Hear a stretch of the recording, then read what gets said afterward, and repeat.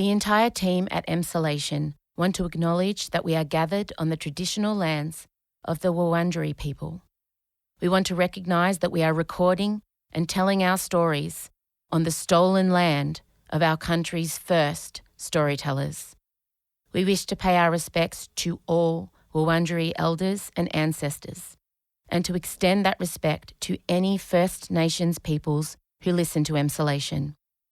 We recognise Aboriginal and Torres Strait Islander peoples' continued connection to the land and waters of this country, and acknowledge that sovereignty was never ceded. Always was, always will be. Russiano. Holy baby Jesus on a fluffy cloud wearing freshwater pearls because he's poor wept. And Michael Lucas. I work in a bakery. This is Emsolation. Maybe try like Dick Van Dyke and Mary Poppins. Mary Poppins. You're in Emsolation. Well, hello there and welcome to Emsolation. My name is Em Russiano. I'm a writer, a singer, a stand-up comedian, a maximalist power queen, a neurodivergent magic brain and a podcaster. And together with my best friend since I was 11, a screenwriter, Logie Award and Actor Award winner, Mr. Michael Lucas, I bring you this podcast every week. Hello! If you're wondering what shows has Mr. Michael Lucas been involved in, well, just a little situation called Offspring. Yeah, he is the person that killed Dr. Patrick. The newsreader is the thing that he created and produced, and oh God, it did so well. If you've watched it and you've loved it, 5 Bedrooms, Michael Lucas has either come up with it or been involved. Hey, how are you? I come to you right now on the day of my 44th birthday. God, that feels so weird because in my mind, my parents are in their 40s still. I feel I sit at about 35. That's how I feel. But here I am, 44. And so I thought what I wanted to do in the intro was tell you all 4 things I know at 44 for sure. Okay, here we go. Number 1, drink more water, please. Water, unfortunately, Cindy Crawford was right. She was right. I get up every day, I have some electrolytes, I make sure I get my 2 litres, and it's that simple. Whatever you're drinking right now, however much water you've had, double it. I know you magnificent dehydrated bitch, you've had, are you sitting there going, I've had none? Have some water. Number 2, make sure when you're saying yes to something, you're not saying no to yourself. And this has been a big one for me because I'm a people pleaser. But if someone asks you to perform a task or be a part of something and your immediate response isn't fuck yes, then you can either buy yourself some time and say, hey, that sounds great, let me think about it. Or you can say, that sounds amazing, but I just don't have the bandwidth to deal with it. Can you let me know the next time you do something similar? Or you can just say no. But make sure you're not saying yes to them and no to yourself. Number 3, if something feels off, it fucking is. It is. And you know this. Trust your intuition and your gut. As I've always said, if you have to go back and smell the chicken a second time, it's off. What number am I up to? Wait, I've done chicken. I've done if you say no. I've drink water. Oh, God, ADHD, have I done 4 yet? No. What's the other one? Oh, number 4. I think this is number 4. ADHD with a little bit of ASD and a sprinkling of OCD. Hey, it's me, ADHD, ASDOCD. Number 4, take in all the love in your life, all the ways it shows up. We are so conditioned to focus on romantic love that sometimes we miss all the other stuff that's great and wonderful, the pets, the family members, the friends. Romantic love isn't the be-all and end-all, and you'll miss out on so much great stuff. So they're my 4 things I know for sure by 44. Drink more water. Don't say no to yourself and yes to someone else. If you think something's off, it is. And take in all the love in your life. There you go. Hey! Hopefully that was helpful to some of you. I am slowly recovering from the events of the last week. If you're not sure what I'm talking about, I can't bring myself to kind of go back there without some extensive therapy. So just listen to last week's episode. I just really want to thank every single one of you who reached out or who sent messages of support. However, I know so many of you made me feel seen and supported, and it did not go unnoticed. And the community that we have is extraordinary, and so many other performers I know are envious of our community. And truly, you were my lifeline last week. I'm getting a bit teary thinking about it. This episode, look, it does involve some erotic Harry Styles fan fiction because, of course, Michael and I, of course, attended his concert, and then it was reported that 2 girls were tapped on the shoulder by Harry Styles' security and invited backstage. I needed to know what happens next, so I wrote it. Michael played the role of Harry. It is disturbing. Do not expect to be aroused in any way. We also discuss Michael being in Sydney during World Pride. We talk about Elio's drawings being chucked in the fire and the online response to that. So much to look forward to. Thank you very much for being here. Please sit back, relax, and enjoy this week's edition of your favourite pod, Emsolation. Play the music.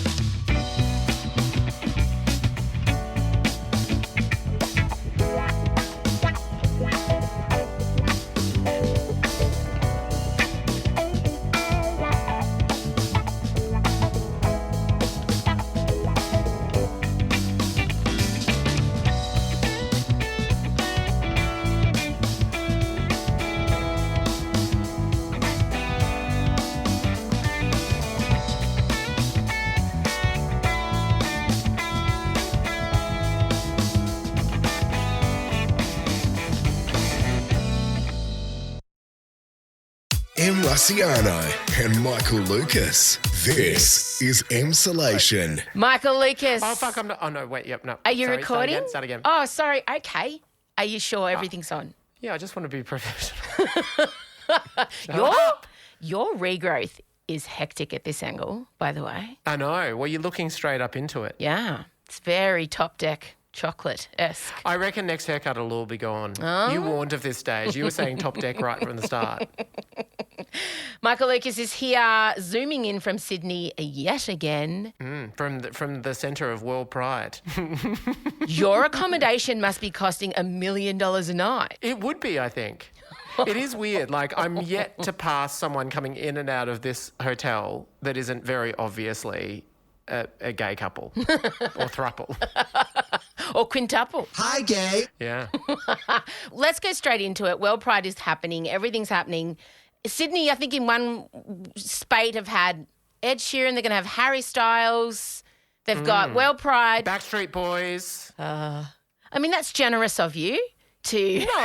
No, because like they were doing like the government was putting out, okay, Sydneysiders, we need to sort out the traffic because this is going to be hectic. Yes, and World Pride, the huge influx of of visitors and the parade just went on and on and on. Mardi Gras obviously occurred over the weekend, and I am new to the information that it is long thought that the death of Judy Garland was the spark, was the catalyst to the uprising at Stonewall. Toto, I have a feeling we're not in Kansas anymore. Totally. It was the day of her funeral. Yes. So Stonewall, the Stonewall uprising was when the police cracked down, as they tended to do, only this time something was different. And those clientele decided they weren't going to take it anymore. They were mad as hell.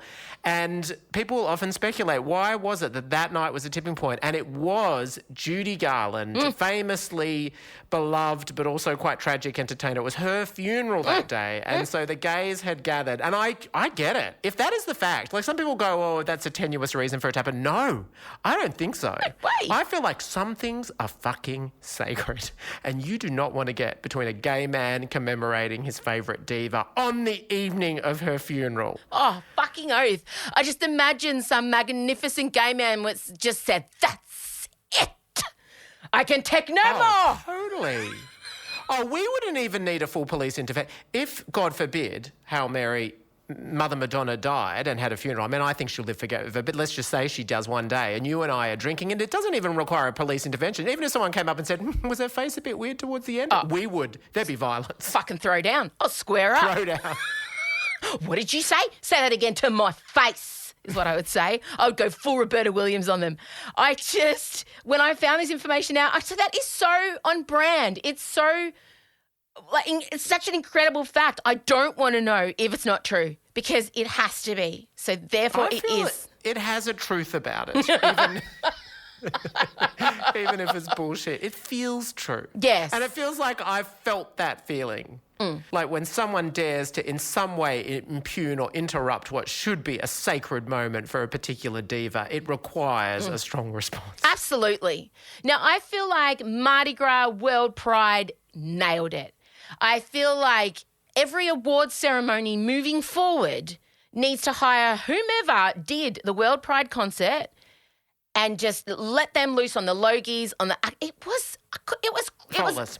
So many highlights. And Casey Donovan singing Make You Feel My Love, one of your favourites. totally. And the Minogue sisters, like I had to do welfare checks on several gay men because one Minogue, but then the second appears. Whoa. There was so much. Kylie really knew what she was doing. Also, the curator playlist. Yes, she played the iconic hits, but she also picked a couple of songs that are particular gay favourites that never quite hit it anywhere else. So that was already, right up there. And then to bring out as your surprise guest, Danny. It was so great because Your Disco Needs You is the song I want my casket carried out to at my funeral. Wow. So okay. I will do my best to make that a reality should I be around at the time. if I don't go first. I think we all know I'll be going first.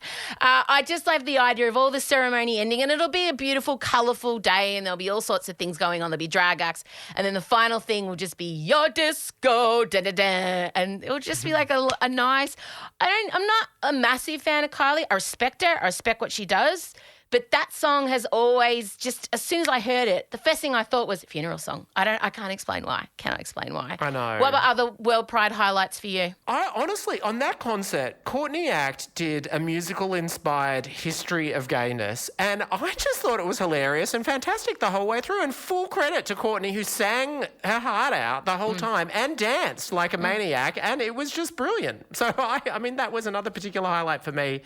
And then, and obviously, the parade itself and all those sort of things. The only thing for me is weirdly, I just really like that we call it Mardi Gras. And I know it's World Pride, but Pride is like an American construct. And I feel like we've had Mardi Gras since the 70s. It's our thing. I just want to stick with that phrase. Not that it's in any danger of going away. That's the only thing. But I can confess, walking around in Sydney, like the level of rainbow decoration is insane. Like rainbows are everywhere. You can't go to a foyer, you can't cross a street crossing without seeing rainbows. And the sheer quantity of very visibly gay men and women everywhere is really a sight to behold. It's incredible. Like there is a very distinct, very queer, very camp energy that is permeating everything. And I know that people are complaining that it's a bit corporate and that there's a little bit too much, there's a little bit too much of American Express and stuff like that. But I still think it doesn't matter. When you see like a 57-year-old gay man with dyed rainbow-coloured hair wandering around with hot pants, it's still got its soul. I love it so much. All right, well, staying in the arena, you and I, we had 2 outings on the weekend. I know. Both involving camp men in sequins, I have to say, and straight camp men in sequins as well. On the opening of World Pride, we literally went to see the world's most prominent queer baiter. But as I said, I like to be baited.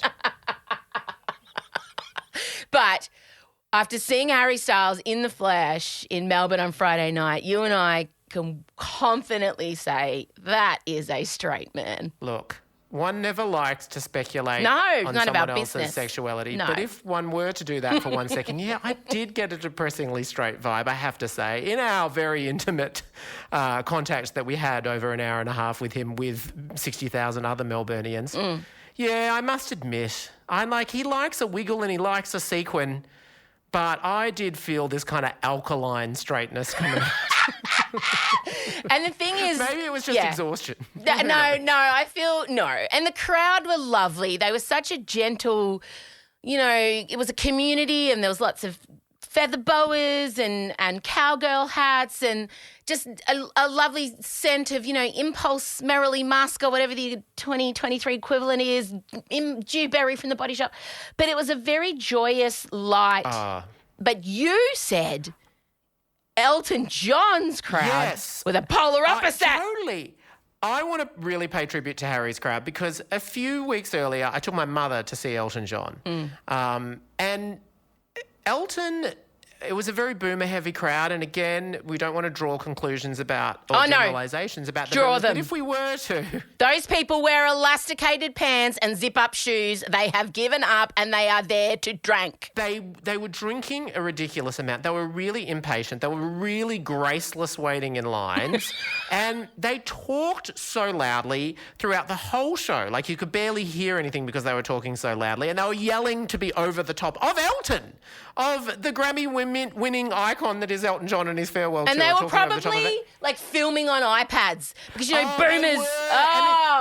There is this impression that, you know, Gen Z are all addicted to social media. You should see a boomer at an Elton John concert. They really want to record it. And they're there. And, of course, it's all like the texters all zoomed in on their phone for their eyesight and everything like that. Anyway, you really had to phase out the crowd. But Harry, the crowd was part of the whole experience. They were so respectful. Everything was so as excited and hormonal as everyone was. There was a sense of not pushing, being graceful, being patient. We're all in this together. And just like, I mean, the last song that he played before he came out and did his set, over the PA system recorded song, was Bohemian Rhapsody. And they belted, it was like the entire stadium did a perfect sing-along with complete respect.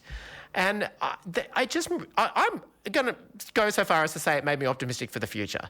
Because if that is the example of the youth of today, then we're going to a better place. We really are.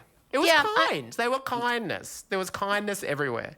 I agree. And also a lot of mums there, a lot of, you know, two generations loving him equally and in different ways. And a lot of dads were there. And the whole, and for me, here's the moment he exploded out on stage. Have a listen.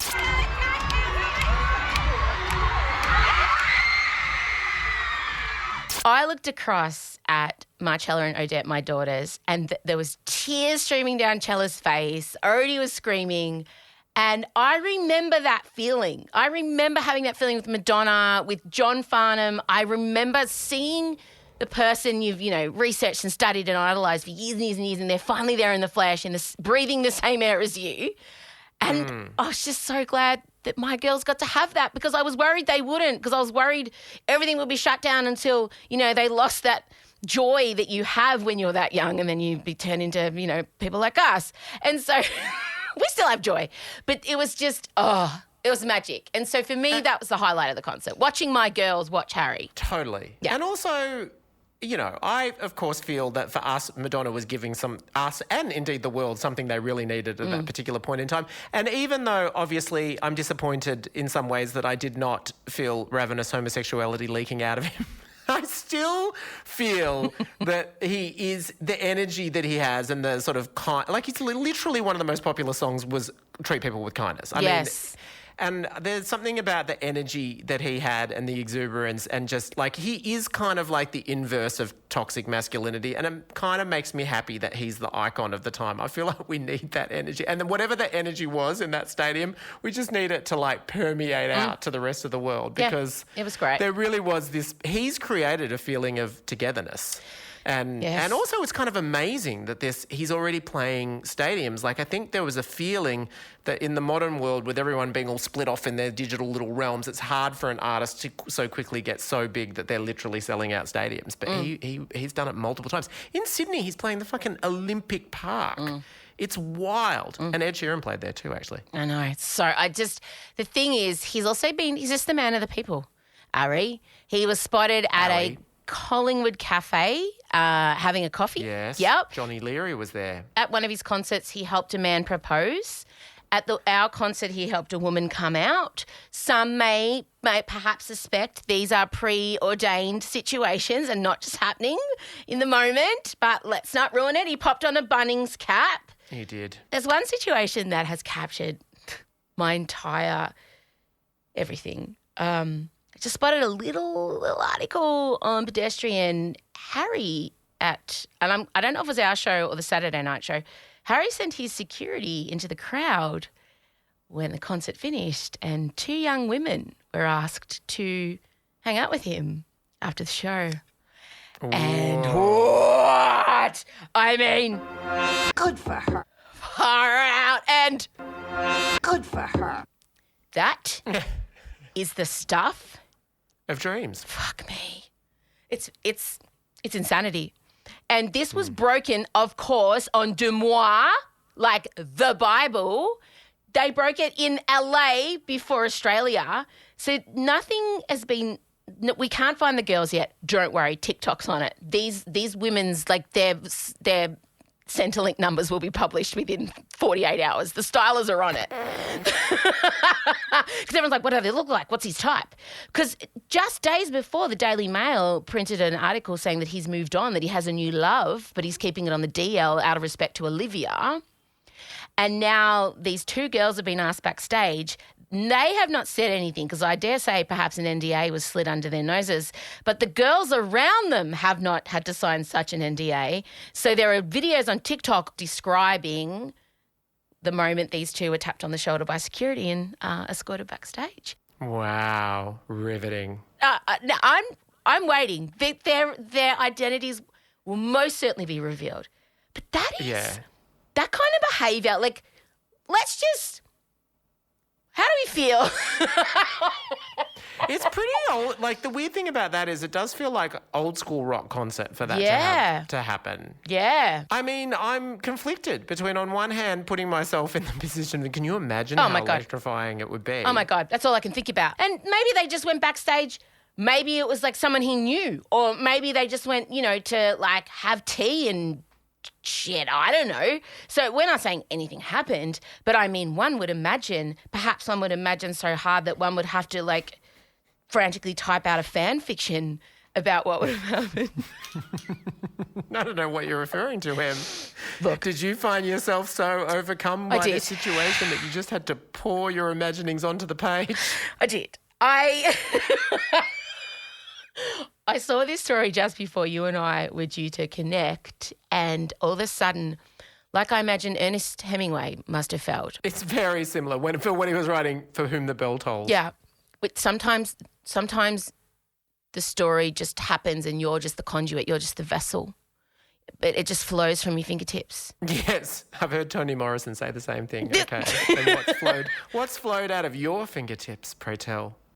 Well, I have sent you a copy of the fan fiction that I've written.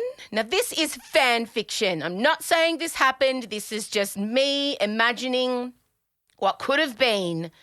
We're going to pick it up from the moment the concert ends. Now, Michael, you will be playing the role of the security guard and you'll be playing the role of Harry. Is the security guard what nationality? Australian or? Yeah, Bogan Australian. And Harry is, of course... Works in a bakery. Yeah.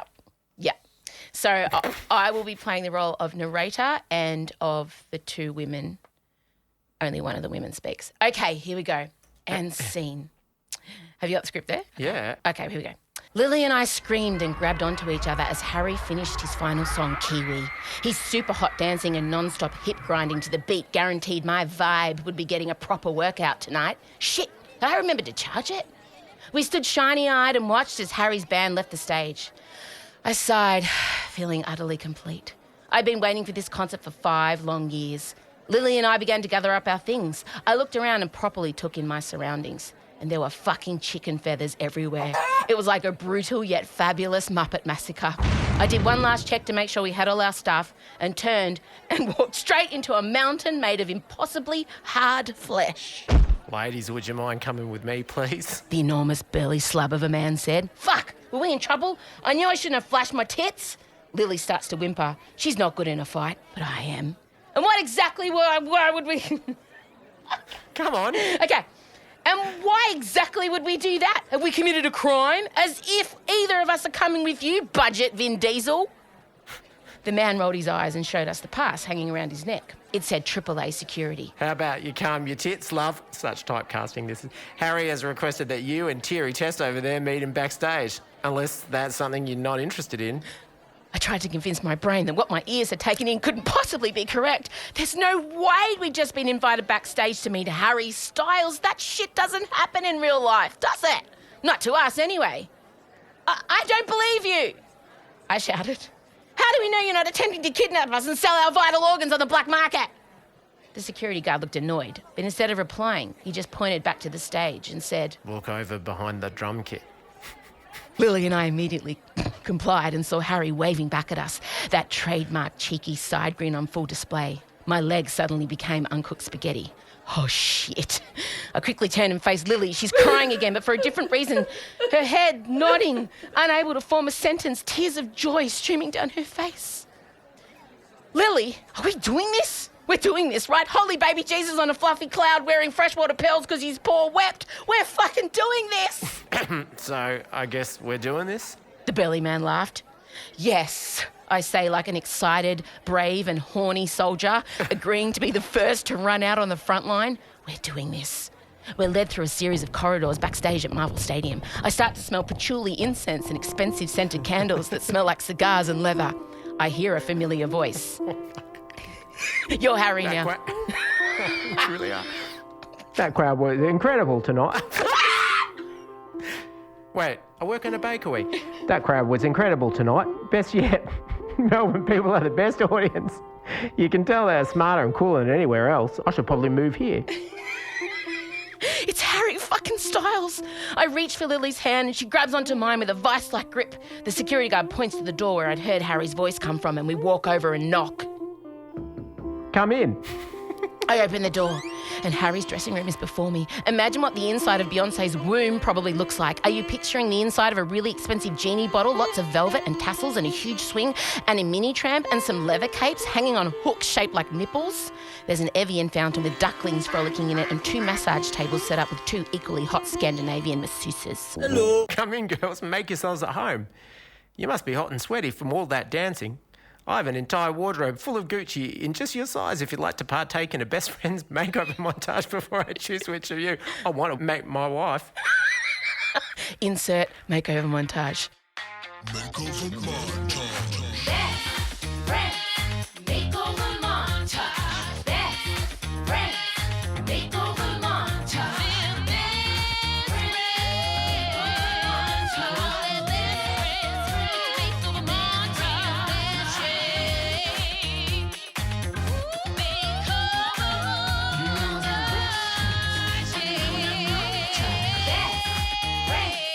makeover montage. Lily, come on! I suddenly feel her hand slip from mine and I watch as she passes out on the floor between Harry and I. That's an impressive entrance. Jokes Harry. He gestures to the sweetest masseurs/models and they come over and whisk Lily away. She'll be fine. Harry reassures me. What's your name? He asks me as he starts taking his shirt off. I was watching you all night. What the fuck? I couldn't keep my eyes off you. It's the first time I've been able to sing those songs without feeling sad. I'm so ochre because I was singing them to you. Oh, that's so nice. My name is Louisa. He walks toward me in just his red high-waisted pants. The giant butterfly tattoo on his chest is still glistening with sweat.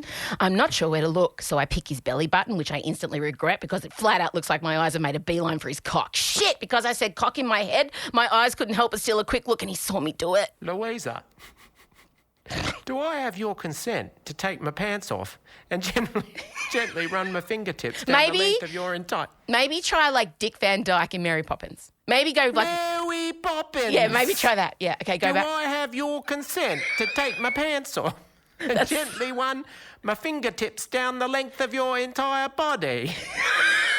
As I go, and I also intend to remove your clothes and gently kiss the spots left naked by my undressing. Of course he knows how important consent is. What a guy! Yes, I reply. Yes, I think that would be something I would like very much. Harry leans in and kisses my neck. He smells like fresh laundry and warm bread and cinnamon. I feel a ripple of light run up my spine. He removes my feather boa from my neck and gets a chicken feather caught in his throat. He starts coughing and security rush in. Fine. I'm okay. Stand down, men. Harry salutes them and then they exit the room. He recovers quickly and walks back over. Now, where were we? I smile and point to my neck. We lock eyes and it's electrifying. Neither of us look away or blink as he removes my mesh singlet and push-up bra. I'm now naked from the waist up, but I don't care. I can't look away. I don't want to break the spell. Yes.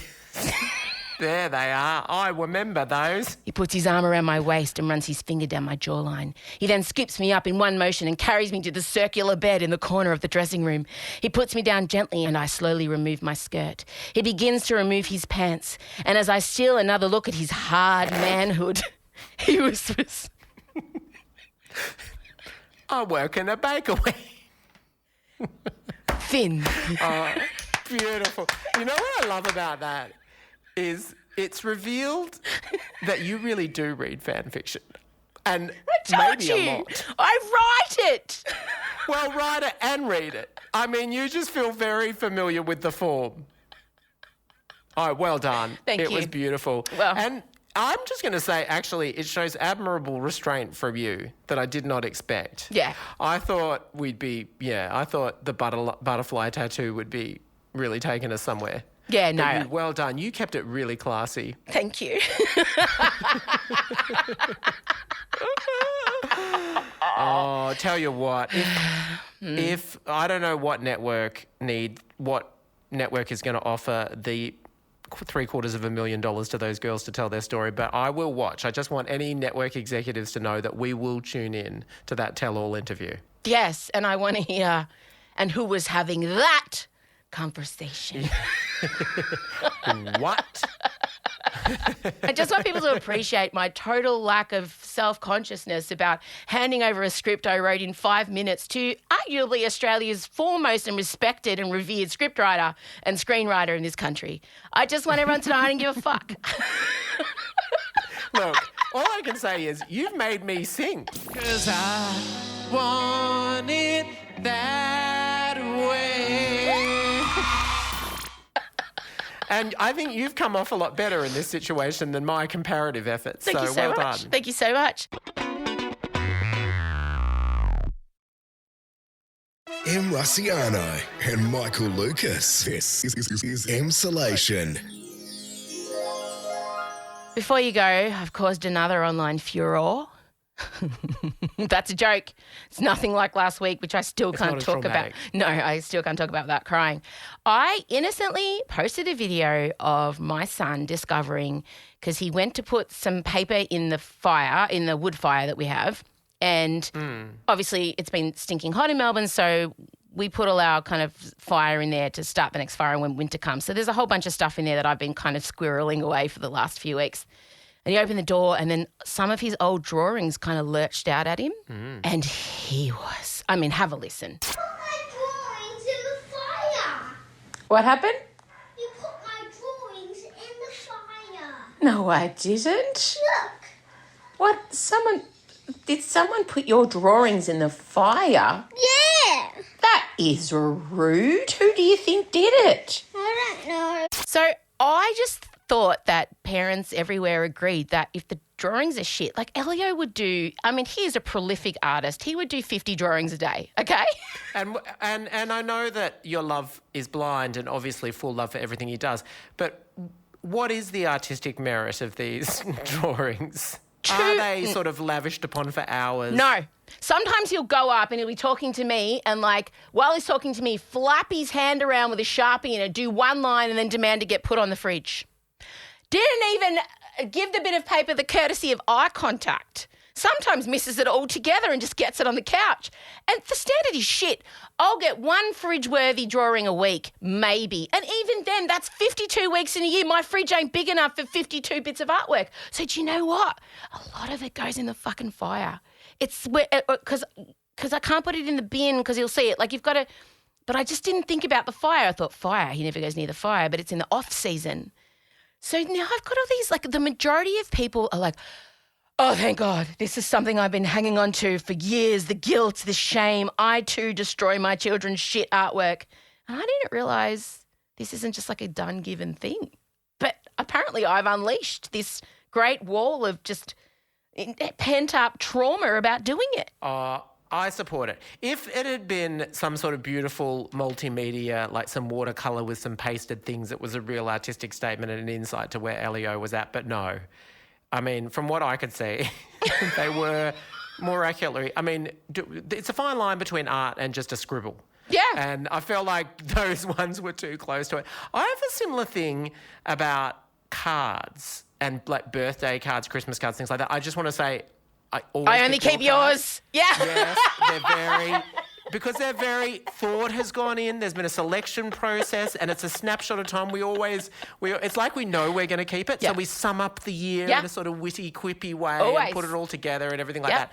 But then the difficult thing is when there's a little bit of a note, but not much. I mean, are you really going to look back on it? Do you keep it? Is it wrong to recycle a card? No, it's not. If it's a high quality effort card.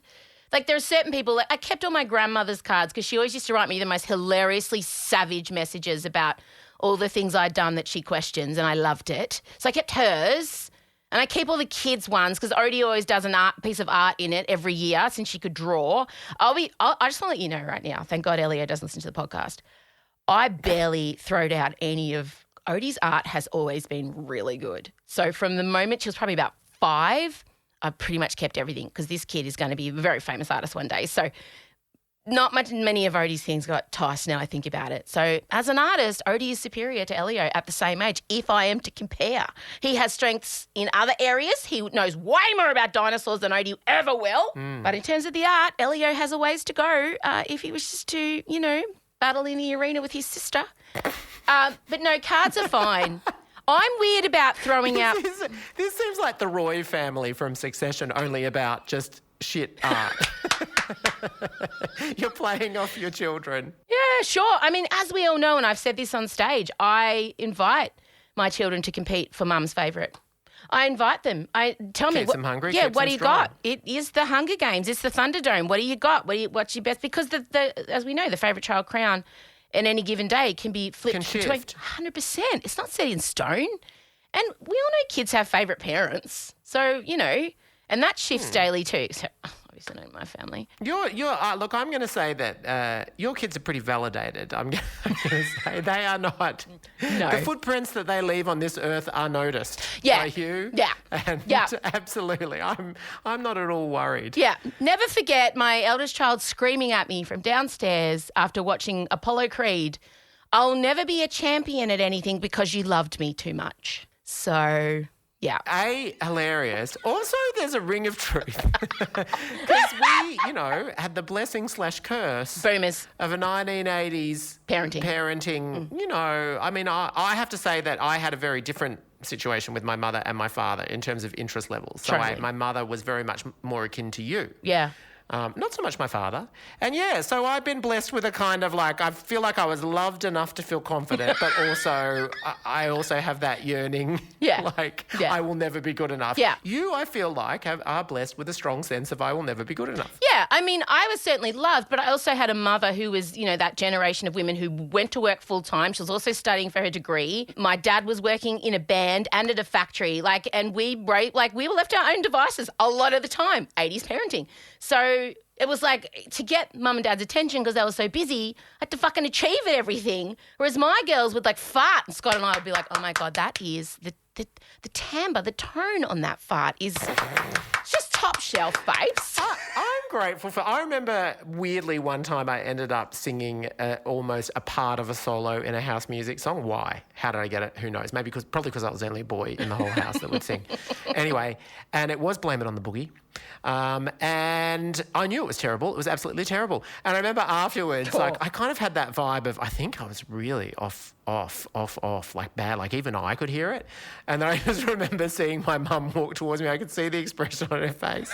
And she came up and she just went, flat, flat, flat, flat, flat. And, but I'm glad because I did need someone to say a musical future is not going to be your future. It's just not. Just stop now. Find your other talent. And I did, and I'm happy. And here I am. It's good that I knew early. Yeah, look, if she'd been loving and caring and lied, wonderful. And I mean, who would I be? Yeah. Look, I don't lie to my kids. If they do something subpar, I just say, not your best. Fine, but not your best. But also, your mother is famously savage and telling that your best friend and a lot of the women that you are closest to are also quite savage. So you're comfortable in that realm. All right, that's it for us this week. See you. Are you back? Are we together again? No, next week we're doing an International Women's Day special, so we'll be together again in 2 weeks. Yes, how exciting. All right. What will I wear? I shouldn't have said that. Why did I say that? Yes, indeed. What will you wear? I can't wait to see. What a hook. I can't wait to see. And also, yes, everyone will be listening to this when Em and I are the same age of 44, which is very exciting. Brief little window of 7 months or whatever it is when we're both 44. Little window. Shut up. It's a gaping one, But I know. I know that there's some surprises coming to you. Oh, God. Okay. I'm excited. Oh, and that just made me want to vomit. All right. I love surprises. No, they're all very positive. Okay, great. All right. Bye. Bye. This is Emsolation. All right, gang, that's it. I'm so sorry if I've ruined Harry Styles for you forever. If Dick Van Dyke is not a sex symbol, look, he did his best. I think it was entertaining. I certainly only put 10 minutes into it. But, I do love writing me some fan fiction. You'll never find it online. You can look all you want. But let's just say when I was going through my separation with Scott and I started watching Twilight, there is quite a bit around under my secret pen name. Make sure you check out the video of the Harry Styles fan fiction reading at our Instagram at Emsolation Podcast. Make sure you're following us on Spotify, please, and you can hit the bell so you get notified when we drop an episode or a secret episode or whatever. Who knows what's going to happen week to week with us. Next week, we have a very special treat for International Women's Day. I'm not going to give away too much, but next week, you'll be hearing Melissa Leong, Virginia Gay, Jamila Rizvi, Santilla Chingayepe. It's a smorgasbord of female excellence because, this is what we're about here. So you'll enjoy that, and then Michael and I will be back as usual the week after. But don't miss the International Women's Day special. You're going to walk away feeling pretty powerful, I have to say to you. As always, I love you. I see you. Thank you for being here. And we'll chat soon. Bye.